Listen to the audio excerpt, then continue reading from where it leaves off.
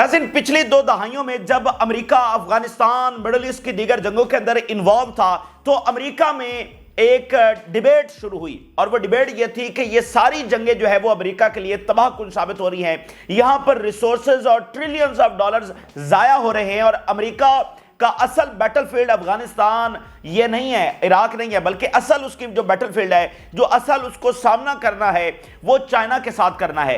तालिबान दुनिया के ऊपर रूल करने नहीं जा रहे हैं, इराक दुनिया के ऊपर रूल करने नहीं जा रहा है, बल्कि अगर अमेरिकी सुपर पावर को खतरा है किसी से तो वो चाइना के साथ है। चाइना उन दिनों तेजी के साथ जब वो ग्रो करता चला जा रहा था तो वहां पर ये डिबेट का आगाज होता है, जो कि आज अगर आप देखें तो वो साबित भी हो चुकी है कि अमेरिकी एम्पायर के लिए सबसे तबाहकुन थी ये जंगें अफगानिस्तान की, इराक की। ये चीजें आज साबित भी हो चुकी है।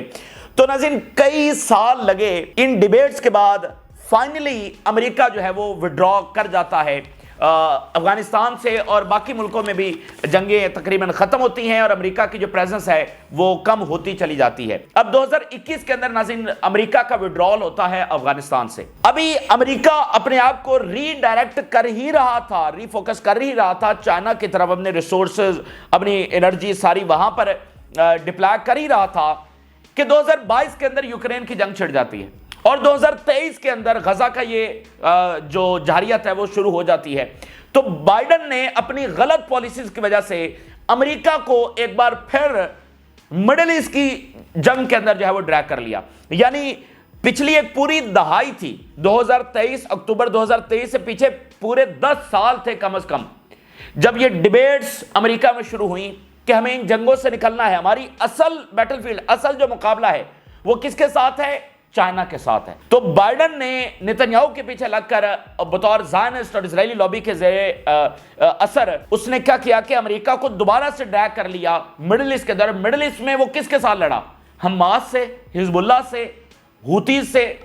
और क्या हमास और हिजबुल्लाह ने तो सुपर पावर नहीं बनना, उन्होंने तो दुनिया के ऊपर रूल नहीं करना था, तो अमेरिका की किसी तौर पर यह जंग बनती नहीं थी हमास और हिजबुल्लाह के साथ। लेकिन वो बाइडेन की वजह से अमेरिका यहां पर ड्रैग होता चला गया और इन 16 महीनों में चाइना ने और ज्यादा गेन किया। इन 16 महीनों के अंदर सबसे बड़ी मिसाल आप देखिए क्या हुआ।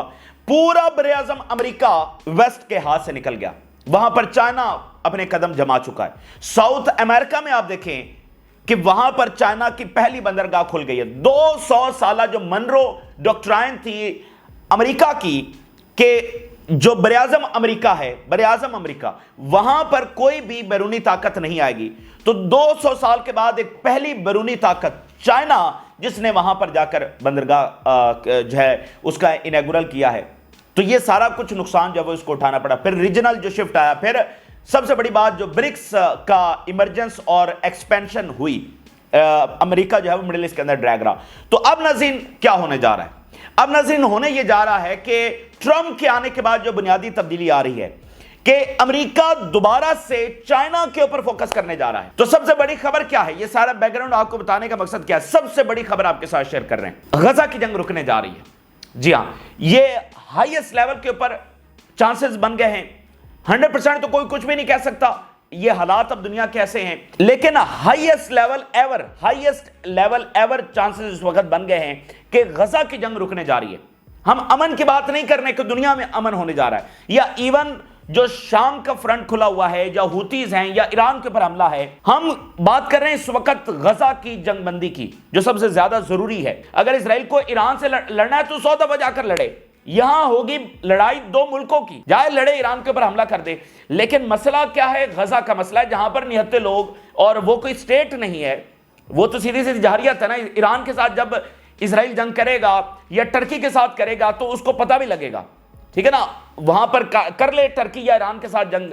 असल बात तो गजा की है। तो गजा की जंगबंदी ट्रंप के आने के बाद इस वक्त होने जा रही है। और दूसरी बड़ी खबर नाज़रीन यह है कि एक बहुत बड़ी जंग दुनिया की तरफ बढ़ रही है। यानी ये जंगें बंद होकर, इवन अगर यूक्रेन की जंग भी अगर बंद हो जाती है तो जंगें दुनिया में थमने नहीं जा रही हैं, बल्कि ट्रंप की वजह से बहुत बड़ी जंग आ रही है। That is undeclared war and understated war. आप इसको यूं कहिए कि ये जंग है against BRICS. All the member countries जो ब्रिक्स के बन चुके हैं मेंबर्स और जो बनने का इरादा रखते हैं, وہ تمام اس وقت ٹرمپ کے نشانے کے اوپر آ چکے ہیں، وہ تمام امریکہ کے اس وقت نشانے کے اوپر آ چکے ہیں۔ تو اب کی بار نہ صرف چائنا بلکہ چائنا کے ساتھ کھڑے ہونے والے اور برکس کے یہ تمام کنٹریز، جس میں اب یہ بات ذہن میں رکھیں کہ سعودی عربیہ، ٹرکی، یہ ملک ابھی فل ممبر برکس کے نہیں بنے ہیں اور یہ بھی امریکہ کے نشانے کے اوپر ہے، اور انڈونیشیا بن چکا ہے، نشانے کے اوپر ہے، اور ساؤتھ امریکہ کے بہت سارے ملک جو رشیا کے ساتھ، چائنا کے ساتھ اپنے تعلقات کو بڑھا رہے ہیں، وہ اس وقت امریکہ کے نشانے کے اوپر ہیں۔ تو جنگ آ رہی ہے ایک نئے انداز میں، لیکن یہاں پر اسرائیل کو جو ہمارا مدعا سب سے زیادہ جس کو ہم ڈسکس کر رہے ہیں، اسرائیل اور فلسطین کا تنازعہ، تو اسرائیل کو عبرتناک شکست ناظرین یہاں پر ہونے جا رہی ہے۔ نتن یاہو کا جو انجام ہے وہ قریب آ پہنچا ہے۔ آپ سوچئے اگر یہاں پر جنگ رکتی ہے تو کتنی بڑی ڈیفیٹ ہوگی اسرائیل کے لیے، کتنی بڑی ڈیفیٹ ہوگی نتن یاہو کے لیے، کہ انہوں نے پورا زور لگایا اور پورا زور لگانے کے بعد نتیجہ کیا حاصل کیا۔ ابھی آپ دیکھیے یمن نے کیا کیا ہے۔ یمن کے حوالے سے انہوں نے بتایا کہ لارج اسکیل اٹیک کیا گیا ہے، اور for the very first time امریکہ، برطانیہ اور اسرائیل، تین دنیا کی بڑی پاورز، ایک سپر پاور اور دو دنیا کی گریٹسٹ پاورز جو کہلاتی ہیں، تینوں نے مل کر یمن کے اوپر for the very first time ایک ساتھ اٹیک کیا۔ اور صرف اسرائیل نے، اسرائیلی میڈیا کی جو تازہ رپورٹ سامنے آئی ہے، 20 جنگی طیارے بھیجے اور 50 بم گرائے۔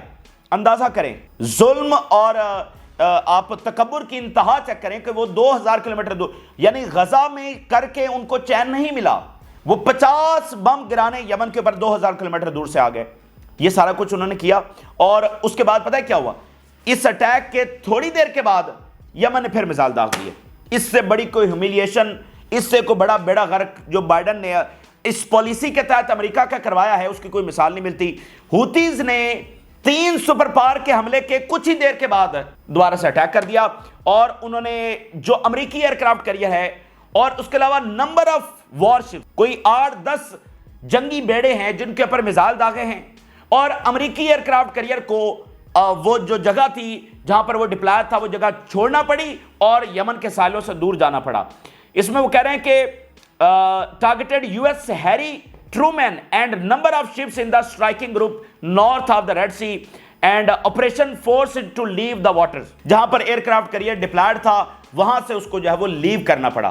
تو اس میں ایک اور انٹرسٹنگ بات کیا ہوئی، انٹرسٹنگ بات اس کو ہم کہیں گے کہ نتن یاہو نے حملے کے کچھ دیر کے بعد ٹویٹ کیا، اور ٹویٹ میں لمبا چوڑا اس نے ٹویٹ کیا کہ ہم نے آج یمن کے اوپر بہت بڑا اٹیک کیا ہے، اور یمن کو جو ہے وہ ہیوی پرائس پے کرنا پڑے گی، جو ہمارے اوپر اٹیک کرے گا اس کو ہیوی پرائس پے کرنا پڑے گی، جس طرح کی دھمکیاں یہ لگاتے ہیں۔ ٹھیک ہے، یہ اس نے ٹویٹ کیا ہے، کچھ ہی منٹ گزرے ہیں، ابھی یہ ٹویٹ مکمل لوگوں تک پہنچا ہی نہیں ہے۔ ٹھیک ہے، ابھی تو بس اس نے ٹویٹ کیا ہے اور ابھی لوگ دیکھنا شروع ہوئے ہیں، میڈیا کے اوپر چلنا شروع ہوا ہے، ابھی سارے میڈیا کے اوپر بھی نہیں چلا ہے، اور ساتھ ہی خبر آ گئی کہ یمن نے دوبارہ سے اٹیک کر دیا ہے۔ دنیا میں کوئی اس طرح کی ریزسٹنس ٹکرائی ہے کبھی امریکہ اسرائیل کے ساتھ؟ تو کباڑا ہو چکا ہے نتن یاہو کا پوری طرح سے، نہ حزب اللہ، نہ حماس، اب نہ ہوتیز، کوئی بھی کرش نہیں ہوئے، کوئی بھی ختم نہیں ہوئے، کوئی بھی ایلیمینیٹ نہیں ہوا۔ جس طرح سے ہوتیز لڑے ہیں، جس طرح سے وہ ہیومیلیٹ کر رہے ہیں، اس کی تو مثال۔ تو نتن یاہو کا کباڑا ہو چکا ہے، اور بائیڈن کی غلط پالیسیز کی وجہ سے امریکہ کا بھی یہاں پر بیڑا غرق ہو چکا ہے۔ اسرائیلی میڈیا کی ایک سٹیٹمنٹ دیکھیے، "No one should expect that this is what will defeat them or make them stop attacks against us against ships in the Red Sea." Israeli media کہہ رہا ہے کہ کوئی کسی غلط فہمی میں نہ رہے کہ اس طرح کے حملے یمن کو روک سکتے ہیں، کہ وہ ہمارے اوپر حملہ کریں یا جہازوں کے اوپر حملہ کریں، کہ ان کو روکا جا سکتا ہے۔ کبھی بھی یمن رکنے والا نہیں ہے، یہ اسرائیلی میڈیا کہہ رہا ہے۔ اچھا، اب آپ دیکھیے جو ہم بات کر رہے ہیں کہ اسرائیل کا ڈیفیٹ، اسرائیل کا انجام، نتن یاہو کا انجام آ پہنچا ہے۔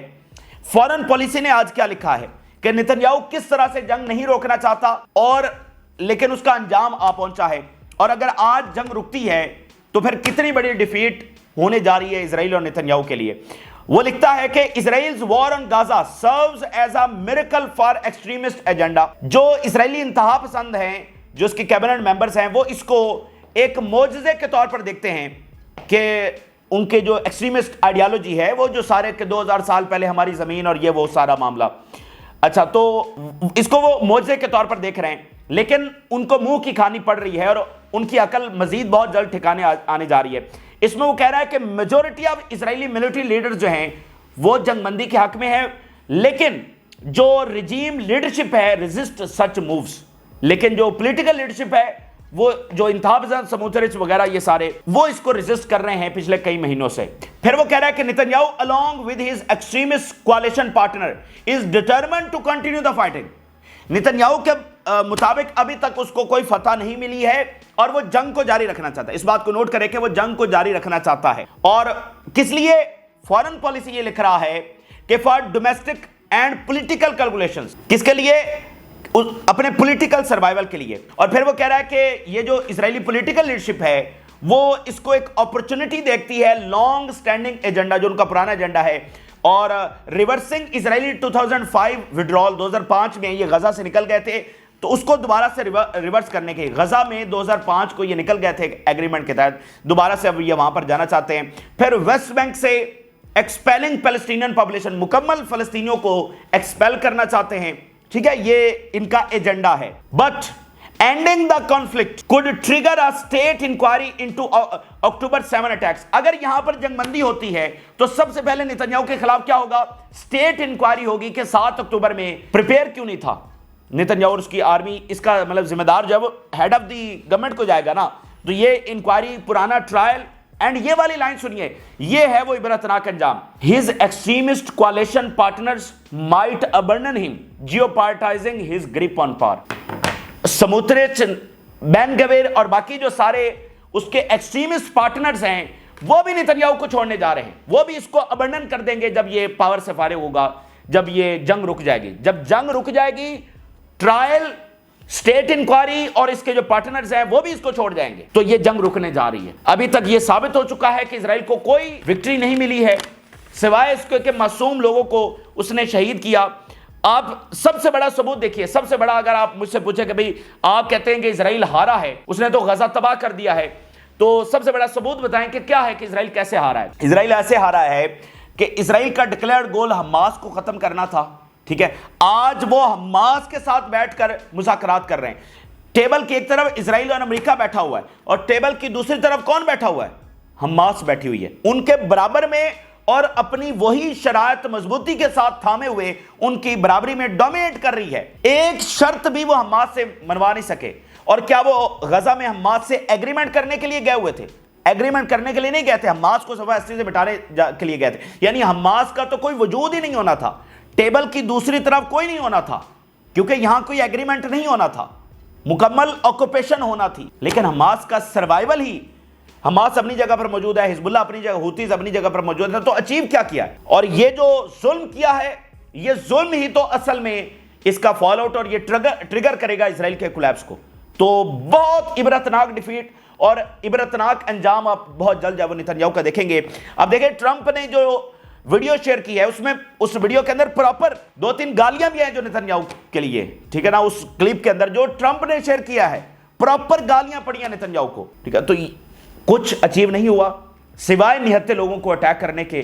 تو وقت ناظرین آ چکا ہے، ہائیسٹ چانسز ہیں اس وقت جنگ رکنے کے۔ ٹرمپ کا جو انوائے ہے وہ مڈل ایسٹ آج پہنچا ہے قطر، اور بہت ممکن ہے کہ اسی ویک کے اندر جنگ بندی کی کوئی خبر جو ہے وہ آ سکتی ہے۔ تو ریزسٹنس نے وہ لڑائی لڑی ہے، اور اسلامی دنیا کا جو کردار ہے وہ بھی یاد رکھا جائے گا کہ انہوں نے اس میں کیا کردار ادا کیا۔ کوئی پریکٹیکل کردار انہوں نے ادا نہیں کیا، اور بہت ہی افسوسناک ان کا رویہ رہا، یہ بھی تاریخ میں درج ہوگا۔ اور جو ریزسٹنس نے اس باطل کے خلاف لڑائی لڑی ہے وہ رہتی دنیا تک یہ لڑائی جو ہے وہ ہمیشہ کے لیے جو ہے وہ یاد رکھی جائے گی۔ تو ٹرمپ کے دور میں آپ دیکھتے ہیں کہ چیزیں فیصلہ کن ہوتی ہیں۔ مثال کے طور پہ وہ چیزیں جو کئی سالوں سے لٹک رہی ہوتی ہیں، ٹرمپ ایک ایسی شخصیت ہے کہ وہ اس کو فیصلہ کن کر دیتا ہے۔ ہم صحیح غلط کی بات نہیں کر رہے ہیں، حالانکہ یہ ٹرمپ ہی تھا جس نے چائنا کے ساتھ for the very first time امریکہ کی ٹریڈ وار کا آغاز کیا، اور یہ ٹرمپ ہی تھا جس نے یروشلم کو اسرائیل کا حصہ بنایا، جس کی وجہ سے یہ جنگ چھڑی ہے۔ تو صحیح غلط کی ہم بات نہیں کر رہے ہیں، ہم اس کی شخصیت کی بات کر رہے ہیں کہ وہ چیزوں کو فیصلہ کن کرتا ہے، وہ ڈیسائیڈ کرتا ہے کہ بھئی یا بڑی جنگ یا جنگوں کو روکنا۔ اور اگر ہم آپ دیکھیں تو ٹرمپ کی بنیادی پالیسی جنگوں کو روکنا، کیونکہ دونوں بار وہ اسی بیانیے کے اوپر آیا ہے، جنگوں کو روکنے کے بیانیے کے، تو جنگیں شروع کرنے کے لیے نہیں، لیکن اس کے اقدامات ایسے ہوتے ہیں جو بعد میں جنگوں کو چھیڑ دیتے ہیں، جیسے کہ یہاں پر ہوئے ہیں۔ تو یہ بنیادی بات ہم نے بہت بڑی خبر آپ کے سامنے رکھی ہے، بہت زیادہ چانسز ہیں اور اسرائیل کے ڈیفیٹ۔ سیریا میں کیا ہو رہا ہے؟ سیریا سے 2 بڑی خبریں ہیں۔ सीरिया के जो फॉरेन मिनिस्टर हैं वो दौरा शुरू कर रहे हैं यूरोप का। बहुत बड़ी डेवलपमेंट है, सीरिया के फॉरेन मिनिस्टर यूरोप का दौरा शुरू कर रहे हैं। यहां पर एक बड़ी बारीक सी बात यह भी है कि सीरिया के फॉरेन मिनिस्टर जो हैं वो इराक और इजिप्ट नहीं गए हैं, जॉर्डन, लेबनान के प्राइम मिनिस्टर आज आ रहे हैं, और इसके अलावा सऊदी अरेबिया, कतर, यूएई, इन सब के साथ तो वो गए हैं।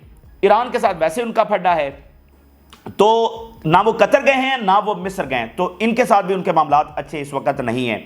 तो यूरोप का बहरहाल वो दौरा कर रहे हैं। एक बड़ी इंपॉर्टेंट और इंटरेस्टिंग खबर हम इसको कहेंगे, इंटरेस्टिंग खबर आई है। जरा एक हेडलाइन देखिए शाम ही के हवाले से, the United states, France and Germany warned the new Syrian administration against appointing foreign fighters to the armed forces। अब शाम की एक फौज वो बना रहे हैं ना, तो अमेरिका, फ्रांस और जर्मनी ने वार्न किया है जुलानी को कि वो गैर मुल्की जो फाइटर्स हैं उसको फौज के अंदर शामिल ना करें। अब ये गैर मुल्की फाइटर्स कौन है, ये इंटरेस्टिंग बात है। ये गैर मुल्की फाइटर्स रशियन मुस्लिम्स है। चेचन जो हैं, जो रशियन फेडरेशन का हिस्सा हैं, वो मुस्लिम फाइटर, चेचन मुस्लिम फाइटर्स, जिनके बारे में हम एक तफसीली वीडियो बना भी चुके हैं, वो कई सालों से यहां पर हैं और तमाम तंजीमों के अंदर हैं। अब वो फौज के अंदर भी बकायदा, तो अमेरिका और फ्रांस और जर्मनी को मसला यह है कि रशिया तो किसी और फॉर्म के अंदर शाम में आ जाएगा, वो तो शाम में अपनी गेम खेल रहे हैं ना। अच्छा जी, रशिया बेसिस को खत्म करो, और रशिया की बेसिस अगर खत्म हो जाती है तो रशिया किसी और फॉर्म में यहां पर मौजूद होगा, चेचन मुस्लिम फाइटर्स की सूरत में यहां पर मौजूद होगा। अब आर्मी में अगर वो शामिल हो जाते हैं तो आर्मी में उनकी आइडियोलॉजी, उनके कंट्रोल, और एक बहुत बड़ा मसला क्या है इनको, ये जो चेचन मुस्लिम फाइटर्स हैं इनका एक स्ट्रॉन्ग स्टांस है अगेंस्ट इजराइल। मस्जिद अक्सा के हवाले से, फलस्तीन के हवाले से स्ट्रॉन्ग स्टांस है, कोई कंप्रोमाइज पॉलिसी नहीं है। तो वो सोच भी तो जारी बात है, वो जो कमांडर्स और बड़े उद्योग के ऊपर, तो वो सोच भी तो अगेंस्ट इजराइल। अच्छा, अब अगर जुलानी शामिल नहीं करता इनको तो फिर उसके अपने मसले हैं, क्योंकि ये तो तमाम ग्रुप्स के अंदर हैं और ये कई साल जंग लड़े हैं, तो इनको कैसे एक एक को निकाला जाए। अगर निकालता है तो फिर अंदरूनी इख्तलाफात शदीद हो जाएंगे। तो रशिया जो है ना, रशिया और चाइना जो गेम्स खेल रहे होते हैं ना, वो सबको फौरी फौरी समझ नहीं आती है। अच्छा जी, रशिया को निकालो, रशिया को निकालो, कैसे निकालो जी, बेसिस को खत्म कर दो। उनको नहीं पता कि रशिया किस किस सूरत में शाम के अंदर मौजूद है, तो रशिया की बेसिस खत्म करके रशिया को खत्म नहीं किया जा सकता, उनको वहां पर निकाला नहीं जा सकता। चेचन मुस्लिम फाइटर्स यहां पर मौजूद हैं और मस्जिद अक्सा के हवाले से, फलस्तीन के हवाले से उनका खास एक मौकफ है और दो टोक मौकफ है, कोई दरमियान वाली पॉलिसी उनकी नहीं है। अब नाज़रीन आ जाते हैं जरा ट्रंप के हवाले से। ट्रंप जो है ना, एक ह्यूज इंटरनेशनल क्राइसिस आ रहा है, ये बात ज़हन में रख लें। ट्रंप के आने के बाद एक ह्यूज इंटरनेशनल क्राइसिस आ रहा है, क्योंकि ट्रंप की जो पॉलिसीज हैं वो किसी रिवायती अमेरिकी सियासतदान वाली पॉलिसीज नहीं है, बिल्कुल गैर रिवायती उसकी पॉलिसीज हैं। ये किसने कब कहा है कि कनाडा को अमेरिका का हिस्सा बना लो, कोई ये कह भी नहीं सकता है। तो वो बिल्कुल एक ऐसी पॉलिसी जो कि बड़ा जो है ना क्राइसिस। अब सबसे पहली बड़ी खबर देखिए, ट्रंप इमरजेंसी लगाने जा रहा है, ये बहुत बड़ी खबर है। पूरी दुनिया के लोग इस खबर से मुतासर होने जा रहे हैं, पूरी दुनिया के लोग। ट्रंप इमरजेंसी, इकोनॉमिक इमरजेंसी लगाने जा रहा है। अब ये इकोनॉमिक इमरजेंसी का ट्रंप लगाने जा रहा है, तो असर पूरी दुनिया को कैसे होने जा रहा है। ये आर्टिकल है जो जिमी कार्टर के दौर में कॉन्स्टिट्यूशन के अंदर शामिल किया गया था। अब ये आर्टिकल क्या है देखें, मिसाल के तौर पे ब्रिटिश एम्पायर है और ब्रिटिश एम्पायर में बादशाह है, तो बादशाह का जो हुक्म है वो पूरे एम्पायर पे चलेगा, यानी सिर्फ बर्तानिया पर नहीं चलेगा, बड़े सगीर पर भी चलेगा, क्योंकि यहां पे भी ये भी तो बर्तानिया के किंगडम का हिस्सा हुआ ना। हम माजी की बात कर रहे हैं, ब्रिटिश एम्पायर की बात कर रहे हैं। तो ब्रिटिश एम्पायर खत्म हुआ तो दुनिया में कौन सा एम्पायर आया, अमेरिकन एम्पायर। लेकिन अमेरिकन एम्पायर की सरहदें तो वही हैं जो आपके सामने है, वो बाकी पुराने एम्पायर्स की तरह नहीं है, लेकिन कंट्रोल तो उनका है ना। सिक्का किसका चलता है, सिक्का तो अमेरिका का ही चलता है। आप समझ लें कि पूरी दुनिया अमेरिकी एम्पायर का हिस्सा है, कंट्रोल वो करते हैं मुख्तलिफ अंदाज के अंदर। तो जैसे ब्रिटिश एम्पायर में अगर कोई बादशाह हुक्म देता है तो वो पूरे एम्पायर के ऊपर लागू होगा, तो आज के अमेरिकी एम्पायर में वहां पर जो ये वाला आर्टिकल है, ये समझ ले पूरे इस अमेरिकी एम्पायर को जो पूरी दुनिया के ऊपर कंट्रोल कर रहा है उसको असरअंदाज करने जा रहा है। अब इस आर्टिकल के तहत अगर अमेरिकी सदर ये समझता है कि खास हालात हैं, जो इसमें लिखा हुआ है कि कौन कौन से हालात होंगे, तो वो इस आर्टिकल के जरिए अपने इत्तेहादियों के ऊपर भी सैंक्शंस लगा सकता है और ट्रांजैक्शंस रोकी जा सकती हैं और एसेट्स फ्रीज किए जा सकते हैं। जी हां, एसेट्स फ्रीज किए जा सकते हैं, सैंक्शंस लगाई जा सकती हैं, اور کس کے خلاف؟ اپنے اتحادیوں کے خلاف بھی. تو کون نشانہ بننے جا رہا ہے؟ ٹرمپ نے کیا کہا کینیڈا کو کیسے حاصل کریں گے؟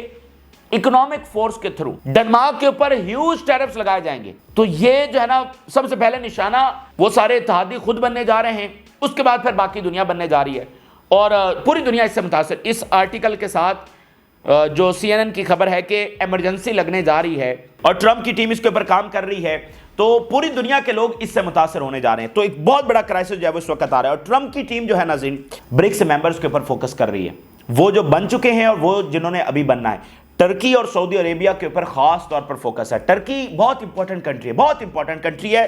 ٹرکی ابھی فل ممبر نہیں ہے, اس نے فل ممبر بننا ہے. ٹرکی کے اوپر نظر ہے ان کی. سعودی عربیہ فل ممبر بننے کی راہ کے اوپر ہے, سعودی عربیہ کے اوپر ان کی نظر ہے. ایون وہاں پر تو کچھ دھمکیاں ایسے بھی دی جاتی ہیں کہ ہم تمام برکس کنٹریز کو ڈی سٹیبلائز کریں گے. یہ امریکہ میں ڈسکس ہوتا ہے کہ تمام برکس کنٹریز کو ڈی سٹیبلائز ہم کر دیں گے. اچھا, پھر آپ دیکھیے انڈونیشیا اچانک سے 4 دن پہلے اناؤنس ہوا, برازیل نے اناؤنس کیا اچانک سے کہ انڈونیشیا فل ممبر بن گیا ہے. کوئی پہلے تاریخ نہیں بتائی گئی, کوئی چیزیں نہیں, اچانک سے بس اناؤنس ہو گیا کہ انڈونیشیا فل ممبر بن گیا ہے. تو انڈونیشیا کا فل ممبر بننا یہ اتنا بڑا جیو پولیٹیکل سمجھ لے کہ برکس کے لیے اس کی اہمیت اور کامیابی ہے, کیونکہ انڈونیشیا کی جو اہمیت ہے, ساؤتھ ایسٹ ایشیا کی جو سب سے بڑی پار ہے وہ انڈونیشیا ہے. پھر وہاں پر جو ریئر ارتھ منرلز ہیں, پھر جو شپنگ لینز ہیں, انڈونیشیا بہت امپورٹنٹ کنٹری ہے. تو جیو پولیٹیکلی آپ دیکھیں, اسی طرح ٹرکی اگر بن جاتا ہے تو ٹرکی کی جیو پولیٹیکل آپ اہمیت دیکھیے, ٹھیک ہے نا. تو اس طرح یہ سارے ملک جہاں سے گزر گاہیں ہیں, جہاں پر ریئر ارتھ منرلز ہیں, وہ کس کا حصہ بن رہے ہیں. اور آپ دیکھیے انڈیا, چائنا, اس کے بعد آپ شامل کریں انڈونیشیا کو, ان کی آبادی کیلکولیٹ کریں کتنی آبادی بنتی ہے. تو برکس کیا کر رہا ہے؟ برکس تو اپنی ساری مارکیٹ بنا رہا ہے نا بھائی. آدھی دنیا, آدھی سے زیادہ دنیا, آدھی دنیا تو صرف انڈیا اور کون ہو گئے, انڈیا اور چائنا ہو گئے آدھی دنیا. Indonesia the most Muslim populous country, وہ برکس کا ممبر بن گیا. ان قریب پاکستان کے حوالے سے بھی خبریں ہیں, اب 25 کروڑ عوام پاکستان کے, وہ بھی برکس. تو یہ مارکیٹ برکس کی ایکسپینڈ ہو رہی ہے, تو وہ آپس میں ٹریڈ کر لیں گے, تو وہ تو پورے سسٹم کو ہی پلٹ دیں گے. اسی طرح ٹرکی دیکھیں, جہاں پر گزر گاہیں ہیں, جہاں پر ریئر ارتھ منرلز ہیں, وہ سارے تو برکس کا حصہ بن رہے ہیں. تو یہ ایک ایک ملک کے اوپر ان کی اس لیے نظر آئے. تو ایک بڑی جنگ جو ٹرمپ شروع کرنے جا رہے ہیں وہ برکس کے خلاف ہے, وہ چائنا کے خلاف ہے, اور وہ ڈیفرنٹ انداز. اور آپ ذرا ساؤتھ امریکہ میں دیکھیں, ساؤتھ امریکہ میں ایک ایک کنٹری کے اوپر ان کی نظر ہے. برازیل کے اوپر, وینیزویلا کے اوپر, کولمبیا کے اوپر. اور ساؤتھ امریکہ میں آپ دیکھیں کہ جو ارجنٹائن ہے وہ تو آلریڈی امریکن کیمپ کے اندر ہے, تو ارجنٹائن اندر سے کام کرے گا سب کو ڈسٹیبلائز کرنے کے لیے. اور ابھی وینیزویلا کے والے سب دیکھیں, ان کے صدر نے حلف اٹھا لیا ہے اور 2031 تک وہ صدر رہیں گے. بہت زیادہ کوششیں انہوں نے کی. اور جو اپوزیشن لیڈر ہیں وینیزویلا کے, وہ کہہ رہے ہیں کہ وہ تو ٹرمپ کے ساتھ رابطے میں ہیں. ٹرمپ کے دور میں سب سے بھونڈی کوششیں ہوئی وینیزویلا کے صدر کو گرانے کی. باقاعدہ بندے وہاں سے بھیجے گئے, ٹھیک ہے, باقاعدہ طور پر ایک CIA کا آپریشن کیا گیا, جن کو رشینز نے پکڑ کر پھر بعد میں وینیزویلا کے حوالے کیا اور انہوں نے ٹی وی کے اوپر بٹھا دیا. دنیا کی اگر تختہ گرانے کی کوئی بھونڈی ترین کارروائی ہے تو وہ یہ ٹرمپ کے دور میں ہوئی تھی. اس وینیزویلا کے صدر نے حلف اٹھا لیا ہے اور وہ نشانے کے اوپر ہے پوری طرح, کیونکہ واشنگٹن نے حلف اٹھانے کے بعد فوری نئی سینکشنز وینیزویلا کے اوپر لگا دیے. اور جو اپوزیشن لیڈر ہے وہ تو کہہ رہا ہے میں تو ٹرمپ کے ساتھ بھی رابطے میں ہوں. تو یہ تمام ملک جو ہے وہ نشانہ بنیں گے. اور ایک بڑا کرائسس اس لیے ہے کہ امریکہ کے جو اتحادی ہیں وہ بھی نشانہ بنیں گے. مثال کے طور پہ جرمنی سے بڑی غیر معمولی خبر آ رہی ہے. جرمنی نے یہ کہا ہے کہ یہ جو سارا کچھ ٹرمپ پالیسیز لے کر آ رہا ہے, گرین لینڈ ادھر ادھر ساری, اور جیسے ایلون مسک کر رہے ہیں, تو جو بیس ہے نا نیٹو کی سب سے بڑی بیس اور امریکہ کی یعنی جرمنی میں, ظاہری بات ہے وہ کہہ رہے ہیں جو سارا امریکی انفراسٹرکچر اور بیسز یہاں پر ہیں ہم اس کو ریوائز کریں گے, ہم جو ایگریمنٹ ہے اس کو ریوائز کر دیں گے. Germany and US have long been allies that could have changed, کہ ہم پرانے لمبے دوست ہیں لیکن یہ بدل سکتا ہے. اور جرمنی نے کہا ہم سارا ایگریمنٹ جو ہے وہ چینج کر دیں گے. اس لیے اب آپ دیکھیں کہ ایلون مسک کیا کر رہا ہے, جرمنی میں اپنی گورنمنٹ لانا چاہ رہا ہے. Musk talk with Germany's AFD leader heats up debate on political bias. جو ایک فار رائٹ پارٹی ہے اس کے ساتھ ایلون مسک رابطے میں ہے, اس کو پروموٹ کر رہا ہے. ان تمام کنٹریز میں وہ ایک لارج اسکیل آپریشن کے تحت اپنی گورنمنٹس وہاں پر لا رہے ہیں. تو ایک پھڈا Canada, Greenland, Europe, Denmark, Mexico, South America, یہ اور پھر الٹیمیٹلی چائنا، یہ ایک الگ لیول کی جنگ ہے. یعنی یہ آپ دیکھیں 5-7 مہینے پہلے کیا تھا، غزہ کی جنگ رک گئی تو دنیا میں امن ہو گیا، یوکرین کی جنگ رک گئی دنیا میں امن ہو گئی. اب یہ نہیں ہے. اب جنگیں پرانے فرنٹس بند ہو سکتے ہیں لیکن دنیا میں امن ہوتا ہوا نظر نہیں آ رہا، بلکہ کچھ اور ہی نظر آ رہا ہے، کچھ اور ٹرموائل، کیوس اور بہت کچھ، اور پراپر ڈائریکٹ وارز یہ مزید نظر آ رہی ہیں نئے فرنٹس کے اوپر. لیکن وہ جو ہوگا دنیا میں دیکھا جائے گا. اصل بنیادی بات غزہ کی جنگ بندی ہے، ملک آپس میں لڑیں، برابری کی لڑائیاں ہوں، اور وہ ان دا ہیومن ہسٹری ہمیشہ ہی جاری رہی ہیں، آگے بھی جاری رہیں گی. لیکن اصل بات یہ ہے کہ غزہ کی جنگ رکنی چاہیے، جو کہ کسی طور پر جنگ نہیں بلکہ جاریت ہے. تو ٹاپ پریورٹی ہماری اور فوکس ادھر ہے، وہ جنگ رک جاتی ہے. باقی پھر اسرائیل کو، امریکہ کو جس سے لڑنا ہے وہ لڑیں، پھر جن سے وہ لڑیں گے وہ بھی آپ آگے سے ان کو جواب دے لیں گے. تو یہاں تو بالکل نہتے اور معصوم لوگ تھے جن کے اوپر یہ اتنا جبر ڈھایا گیا. اور یہ بات ذہن میں رکھیے گا، اسرائیل کا یہ معاملہ اس طرح ختم نہیں ہوگا. یہ نہیں کہ اس نے ظلم کر لیا، جنگ رک گئی، اچھا جی سب ٹھیک نہیں. اس کا فال آؤٹ آئے گا، اس کا احتساب جو ہے وہ دینا پڑے گا. اور جو آپ دیکھ رہے ہیں نا کہ امریکہ کینیڈا کو اگر ابنڈن کر سکتا ہے تو اسرائیل کو ابنڈن نہیں کر سکتا کیا؟ ویسٹ اسرائیل کو ابنڈن نہیں کر سکتا؟ ہر صورت کر سکتا ہے، صرف حالات بدلنے کی دیری ہے. تو یہ تازہ ترین تفصیلات ہیں جو آپ کے ساتھ شیئر کی. آپ نے رائے ضرور آگاہ کریں. جن لوگوں نے چینل کو سبسکرائب نہیں کیا ان سے ریکویسٹ کریں گے کہ چینل کو ضرور سبسکرائب کر لیں تاکہ ہر آنے والی ویڈیو آپ تک پہنچ سکے. جی اللہ حافظ.